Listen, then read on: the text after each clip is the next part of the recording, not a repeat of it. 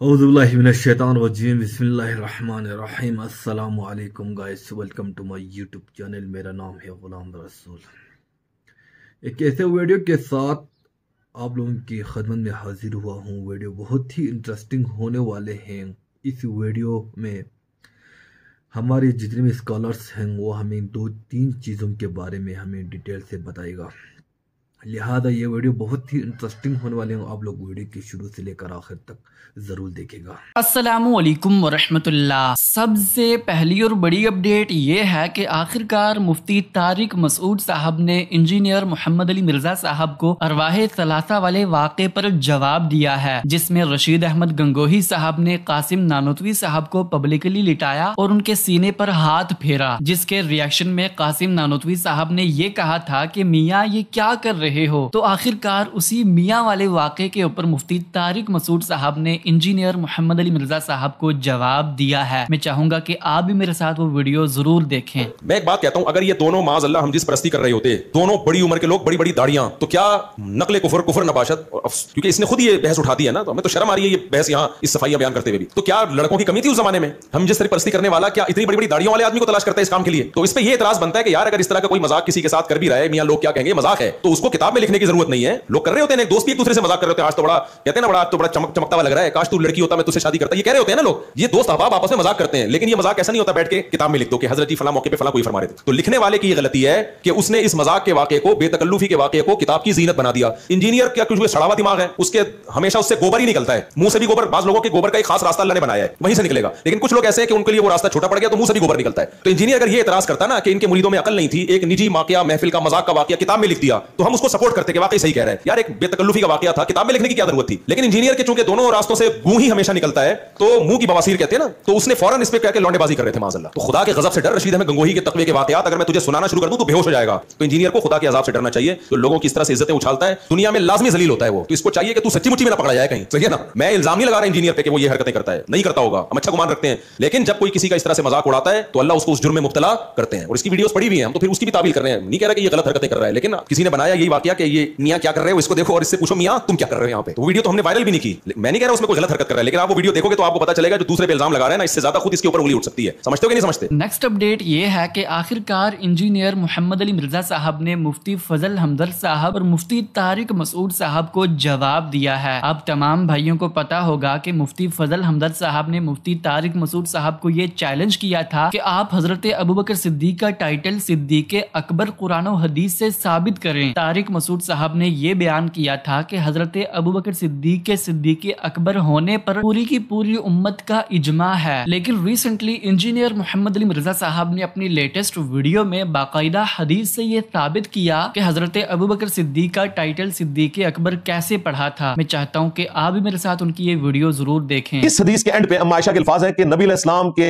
इस वाक़े मेराज की तस्दीक करने के सबब सैयदना अबू बकर का लक़ब सिद्दीक मशहूर हो गया। नबी अलैहिस्सलाम ने खुद भी दिया था, इसलिए मैंने वो पहले जिक्र किया। फिर स्पेसिफिकली इस वाक़े की वजह से आप सल्लल्लाहु अलैहि वसल्लम की तस्दीक करने की वजह से सिद्दीक लक़ब मशहूर हो गया। इसलिए किसी बुजुर्ग के कौल की, किसी इजमा उम्मत की जरूरत नहीं है। उससे पहले अल्हम्दुलिल्लाह सहीहुल इस्नाद अहादीस में, सुन्नत में सैयदना अबू बकर के लिए सिद्दीक का लक़ब साबित। अब ये जो पोर्शन है मुफ्ती फजल हमदर्द साहब की गुफ्तगू का कि आप हजरत अली को सिद्दीक अकबर क्यों नहीं कहते, जबकि सुनन इब्न माजा में और अल मुस्तदरक हाकिम में रवायत तो मौजूद है कि मैं अल्लाह का बंदा हूं, मैं रसूलुल्लाह का भाई हूं, मैं सिद्दीक अकबर हूं। रवायत अगरचे ज़ईफ है, वो खुद भी मुफ्ती साहब मान रहे हैं कि ज़ईफ है, लेकिन उनका मौक़िफ़ यह है कि आप लोग तो ज़ईफ रवायतें बयान करते हैं फज़ाइल में, तो अपने मेंबरों से हजरत अली के लिए सिद्दीक अकबर वाली रवायत क्यों नहीं बयान करते? इसका जवाब ना किसी मुफ्ती के पास है, ना किसी मुफ्ती के अब्बे के पास है, ना उसके अब्बे के पास है, सवाए इसके कि ये अपने अब्बों से दस्तबरदार हो जाए और कुरान और सुन्नत के मनहज के ऊपर आ जाए और एक मौक़िफ़ रखें कि ज़ईफ रवायत खा फज़ाइल अमाल में आएगी या हमारे किसी बाबे की किताब में आएगी या किसी हदीस की किताब में, हम उसे फज़ाइल में भी एक्सेप्ट नहीं करेंगे। वो जो इमाम मुस्लिम ने मुकदमे में मौक़िफ़ लिखा हुआ है, लेकिन इन्होंने एक टिकट में दो मजे करने होते हैं, हमने इनकी एक टिकट का एक मजा भी खराब कर दिया। नेक्स्ट अपडेट ये है कि आखिरकार इंजीनियर मोहम्मद अली मिर्जा साहब ने अपने ऑफिशियल यूट्यूब चैनल से जावेद अहमद गामदी साहब को हदीस सकलैन पर जवाब दिया है। वैसे तो इस मौजू पर इंजीनियर साहब के जवाबात को तो हम अपनी वीडियोस में कवर करते आ रहे हैं, लेकिन जो आज नई बात इंजीनियर साहब ने अपनी लेटेस्ट वीडियो में बयान की वो ये थी कि आज उन्होंने गामदी साहब को जवाब देते हुए औलाद का भी अहले बैत में शामिल होना कुरान से साबित कर दिया। उन्होंने ये बयान किया कि जब सूरह हूद के अंदर नूह अलैहिस्सलाम के बेटे का जिक्र आया तो वहां पर भी अल्लाह पाक ने अहल का लफ्ज इस्तेमाल किया है। आपकी इत्तला क्लियर है कि कुरान औलाद को भी अहलुल बैत जिक्र करता है। सूरह हूद में जब हजरत नूह अलैहिस्सलाम का बेटा गर्क हो गया तो उन्होंने अल्लाह के हुजूर क्या कहा कि अल्लाह तूने मुझसे ये वादा किया था कि مجھے اور میرے اہل کو بچا لے گا. اہل کے الفاظ ہیں اہل البیت کے. تو یہ میرا بیٹا غرق ہو گیا. تو اس کے جواب میں اللہ تعالیٰ نے کیا کہا کہ تیرا بیٹا تیرے اہل البیت میں نہیں تھا کیونکہ اس کے اعمال وہ نہیں تھے. یعنی وہ کافر ہو گیا. کافر اگر کوئی ہو جائے خواہ وہ حقیقی اولاد بھی ہو پھر وہ اہل البیت سے خارج ہو جائے گا. نبی اسلام کے بنو ہاشم سے ہیں ابو لہب لیکن وہ اہل البیت میں شامل نہیں ہے. حضرت عباس اہل البیت میں شامل ہیں. ابو لہب چچا ہے وہ شامل نہیں. عباس چچا شامل ہے. کیوں؟ وہ مسلمان تھے وہ کافر اس لیے وہ اہل البیت میں شامل نہیں. ہاشمی ہے. اس طریقے سے اولاد اگر کافر ہو جائے پھر وہ اہل البیت نہیں رہے گی. لیکن اولاد کا اہل البیت ہونا یہ قرآن ذکر کر رہا ہے کہ نوح علیہ السلام نے جب کہا تو اللہ تعالیٰ نے کہا کہ بیٹا تیرا تھا لیکن اس کے اعمال وہ نہیں تھے کفر پہ مرا اس لیے اسے نجات نہیں ملی. تو اولاد کا اہل البیت ہونا بھی قرآن میں ذکر ہے. اسی اعتراض کے حوالے سے کچھ دنوں پہلے غامدی صاحب نے اپنا موقف بھی دیا تھا. غامدی صاحب کا کہنا یہ ہے کہ اہل بیت اور اہل کا لفظ دونوں مختلف تعبیریں ہیں. لفظ اہل یعنی آل کے اندر خاندان بھی شامل ہو سکتے ہیں اور کئی دفعہ تو اہل کے اندر پوری کی پوری قوم بھی شامل ہو سکتی ہیں. لیکن اہل بیت میں بیت کا لفظ ازواج مطہرات کو ہی اسپیسیفائی کرتا ہے. ایک ہے اس میں سے اہل بیت کی جگہ اہل کا لفظ بولنا. اہل اور آل یہ دونوں الفاظ قرآن میں بھی استعمال ہوئے ہیں, عربی زبان میں بھی استعمال ہوئے ہیں. ان میں وسعت ہے. ان میں جس طرح کہ اہل لغت کہتے ہیں کہ ہم العشیرہ والقوم والانصار, اس میں خاندان بھی ہوتا ہے. اس میں بعض اوقات پوری قوم شامل ہو جاتی ہے. اس میں آدمی کے اعوان و انصار بھی شامل ہو جاتے ہیں. تو آل اور اہل کے الفاظ بالکل الگ مدعا رکھتے ہیں. نیکسٹ اپڈیٹ یہ ہے کہ کل مفتی فضل ہمدرد صاحب نے غامدی صاحب کو حدیث ثقلین پر جواب دیتے ہوئے دوسری ویڈیو بنائی جس میں انہوں نے ایک بہت ہی لاجیکل اعتراض کیا. انہوں نے یہ بیان کیا کہ حدیث ثقلین میں جو اہل بیت کا ذکر ہوا ہے وہاں پر ازواج مطہرات سے زیادہ پنجتن پاک حقدار ہیں کیونکہ ازواج مطہرات میں سے تو کوئی بھی شہید نہیں ہوا جبکہ حضرت علی حسن و حسین کو ظلمن شہید کر دیا گیا. جو مشکلات رسول کے اوپر آئی ہیں, رسول کے بعد وہ مشکلات کس پر آئی ہیں؟ بالکل وہی مشکلات جو رسول نے اپنی زندگی میں اٹھائی اس کے بعد رسول کے اہل بیت نے اٹھائی, یعنی اصحاب کساء نے اٹھائی. علی حسن حسین علیہ السلام ان لوگوں نے مشکلات اٹھائی ہیں. اگر آپ کہتے ہیں کہ یہاں قرآن کے ساتھ جو اہل بیت ہے وہ ازواج رسول ہے تو مجھے آپ بتائیے کیا ازواج میں سے کسی ایک نے ایسی مشکل اٹھائی ہے, ایسی مصیبتیں اٹھائی کہ جو علی نے اٹھائی, ایسی مصیبت اٹھائی ازواج میں سے کہ جو امام حسین نے اٹھائی؟ کوئی ایک زوجہ مجھے آپ بتا دیں رسول اللہ کی کہ جو شہیدہ ہوں. آپ کہتے ہیں کہ ازواج کے بارے میں وصیت کر کے کہ ان کا خیال کرنا. یہ بات ان ازواج کے بارے میں زیادہ بنتی ہے یا ان اولاد کے بارے میں زیادہ بنتی ہے, ان سادات کے بارے میں, ان حسن حسین علیہ السلام کے بارے میں کہ جن کے بارے میں اس وصیت کا خیال نہیں کیا؟ مفتی صاحب کی اس اعتراض پر آج رات کو ہی لائیو سیشن کے دوران غامدی صاحب نے ان کو جواب دے دیا. غامدی صاحب نے یہ بیان کیا کہ یقیناً نبی علیہ السلام کی آل کا کربلا کے میدان میں شہید ہونا کافی دکھ کی بات ہے, لیکن نبی علیہ السلام کی آل کے ساتھ ساتھ بہت سے صحابہ کرام اور نبی علیہ السلام کے بہت سے ساتھی بھی شہید ہوئے ہیں. حدیث ثقلین میں اہل بیت سے مراد ازواج مطہرات ہیں کیونکہ ازواج مطہرات نبی علیہ السلام کی وفات کے بعد کسی اور سے شادی نہیں کر سکتی تھی اور نہ ہی ان کی کوئی اولاد تھی. تو اس وجہ سے نبی علیہ السلام نے حدیث ثقلین میں اپنے امتیوں کو ازواج مطہرات کی ذمہ داری دی کہ ہم نے اپنی ماؤں کی دیکھ بھال کرنی ہے. یعنی سیدنا علی کا گرانا ہے, سیدنا علی موجود ہے, آل عباس ہے تو ان کے ذمہ دار لوگ موجود ہیں, یعنی وہ کہیں بے یار و مددگار پڑے ہوئے ہیں. بنی ہاشم کا قبیلہ موجود ہے, عرب موجود ہے, رسول اللہ کے صحابہ موجود ہیں, وہ خود موجود ہیں. یہاں تو معاملے کی نوعیت یہ ہے کہ وہ ہماری مائیں ہیں, ان کو کسی دوسری جگہ نکاح کرنے سے بھی روک دیا گیا ہے. وہ حضور کا گھر چھوڑ کر نہیں جا سکتی, ان کو رہنا بھی انہیں گھروں میں ہے. ان کی ذمہ داری بھی یہ ہے کہ وہ اللہ کے دین کی دعوت لوگوں کو پہنچاتی رہیں. ان کی کوئی اولاد بھی نہیں ہے, یعنی نہ شوہر دنیا میں رہا نہ اولاد موجود ہے. ان کی ذمہ داری ماؤں کی حیثیت سے اس امت پر ہے, یعنی جن کے پاس حضور ان کو چھوڑ کے گئے ہیں. تو وہ جو الفاظ ہیں ترکت فیکم الثقلین وہ انہیں کے لیے موضوع ہے, کسی اور کے بارے میں تو الفاظ ہی موضوع نہیں ہے. باقی بھاری بوجھ تو لوگوں نے خود اٹھائے ہوئے ہیں, وہ اٹھائیں گے. ان کے پاس ہمت بھی ہے, طاقت بھی ہے, قبیلے بھی ہیں, ان کی سطوت بھی ہے, ان کا مقام بھی ہے, وہ کریں گے یہ ذمہ داریاں پوری. آپ اللہ کی کتاب قرآن مجید کی روشنی میں اس روایت کو سمجھیں گے تو آپ کوئی دوسری رائے اختیار کر ہی نہیں سکتے. باقی یہ ہے کہ میں نے اپنی رائے کے دلائل دے دیے. اس کے بعد جن لوگوں کا منہاج دوسرا ہے ان کی میں کیا خدمت کر سکتا ہوں. ہمارے یہاں ایک سلفی منہاج ہے, آپ جانتے ہیں, اس میں روایت اصل ہوتی ہے. ایک ہمارے افریقی منہاج ہے, اس میں اجماع اصل ہوتا ہے.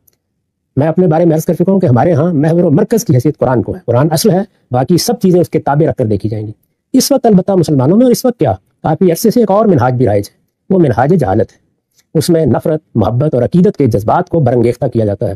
اس میں استدلال نام کی کوئی چیز نہیں ہوتی, اور عام طور پر واعظ اور ذاکر قسم کے لوگ انہی چیزوں کو موضوع بناتے ہیں. وہ لوگوں کو بھی پسند آتی ہیں, ان میں جذبات کو بھڑکانا بہت آسان ہے. یہ تھی آج کی ساری اپڈیٹس. ملتے ہیں اسی طرح کی نئی اپڈیٹس کے ساتھ, تب تک کے لیے اللہ حافظ. السلام علیکم ورحمۃ اللہ.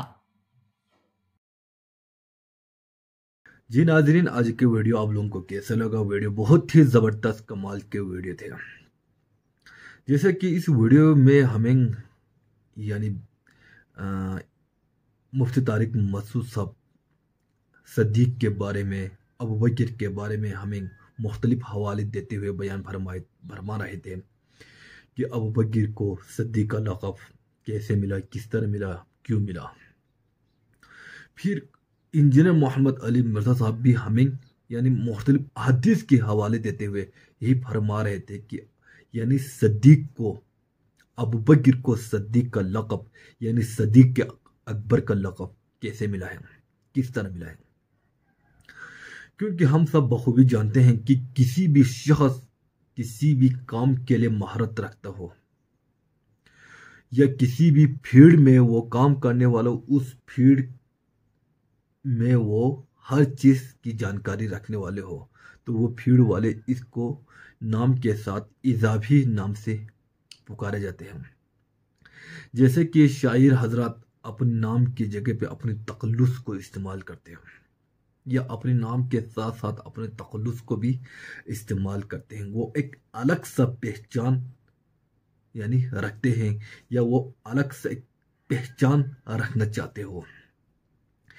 بالکل اسی طرح جیسے کہ حضرت علی علیہ السلام یعنی جنگوں میں یعنی اپنی ڈیوٹی بخوبی سر انجام دی ہیں، تو اللہ تعالیٰ اور حضرت رسول اللہ صلی اللہ علیہ وسلم نے انہیں مختلف یعنی لقب سے پکارا جاتے تھے، جیسے کہ اسد اللہ، اللہ کا شیر، اچھا ابو تراب، حیدر کرار جیسے عظیم لقب ملے ہیں۔ جیسے کہ عمر کو فاروق، اب یعنی عثمان کو غنی۔ تو ہم جو ہے نا اس دور میں تو ہم بالکل نہیں تھے، لیکن ہمیں جو ہے نا مختلف کتابوں کے حوالے سے، مختلف کتاب کی اسٹڈی سے ہمیں یہ معلوم ہوتے ہیں کہ ان کے نام کے ساتھ ان کو لقب کس طرح ملے ہیں۔ تو ہمیں یہ ڈینائی نہیں کرنا چاہیے کہ ان کو ڈینائی کریں۔ صحابہ کو انہوں نے اسلام کے لیے بڑے بڑے قربانی دی ہیں، جیسے کہ حضرت ابو بکر نے اپنے گھر کے سارے جو ہے نا اخراجات، اپنے گھر کے سارے مال اللہ کے راہ میں قربان کر دیے۔ کسی جنگ میں نبی کریم صلی اللہ علیہ وسلم کو جب مال کی ضرورت درپیش ہوئے، حضرت عمر نے اپنے گھر کے آدھا مال اللہ کے راہ میں قربان کر دیا۔ پھر ہمیں اس ویڈیو میں یہ بھی سننے کو ملا ہے کہ اہل بیت اور اہل کا لقب کا یعنی ورث کا مطلب کیا ہے۔ انہیں خاندان تک محدود رکھنا چاہیے، قبیلے تک جانا چاہیے، یا یعنی ایک ایریا کو کور کرتے ہیں۔ مختلف یعنی لوگوں کے منہ سے ہمیں یہ سننے کو ملا۔ پھر حضرت جو ہے نا اہل کے بارے میں بتاتے ہوئے انجینئر محمد علی مرزا صاحب حضرت نوح علیہ السلام اور اس کے بیٹے کے بارے میں بھی ہمیں ڈیٹیل سے بتائے ہیں۔ تو ہمیں چاہیے کہ اسلام کی اسٹڈی کریں۔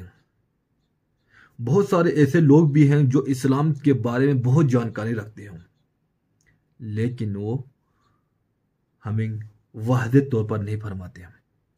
بہت سارے لوگ ایسے بھی ہیں جو دین کے بارے میں جانکاری بھی رکھتے ہیں اور وہ ہمیں واضح طور پر بھی بیان کرنے کی کوشش کرتے ہیں، بلا تعصب، بلا فرقہ واریت۔ کیونکہ یعنی اگر دیوبند میں کچھ اعمال صحیح ہیں تو کچھ اعمال ان کی بھی میرے خیال میں درست نہیں ہیں، اسی طرح ہر فرقے میں ہیں۔ تو بہت سارے لوگ یہی سمجھتے ہیں کہ میرے فرقے میں یہی چیز غلط ہے، لیکن وہ بیان کرنے سے کتراتے ہیں کیونکہ عقائد پر آتے ہیں۔ تو لہذا اسلام تعصب سے پاک ہے، اسلام فرقہ واریت سے پاک ہے، اسلام اللہ کے دین ہے، اللہ تک پہنچنے کا ایک واحد ذریعہ ہے۔ ہمیں اسلام کی اسٹڈی کرنا چاہیے اور دین اسلام کو پھیلانے کی بھی کوشش کرنا چاہیے۔ اگر آج کی اس ویڈیو اگر آپ لوگوں کو پسند آئے تو پلیز اس ویڈیو کو جتنا ہو سکے شیئر کریں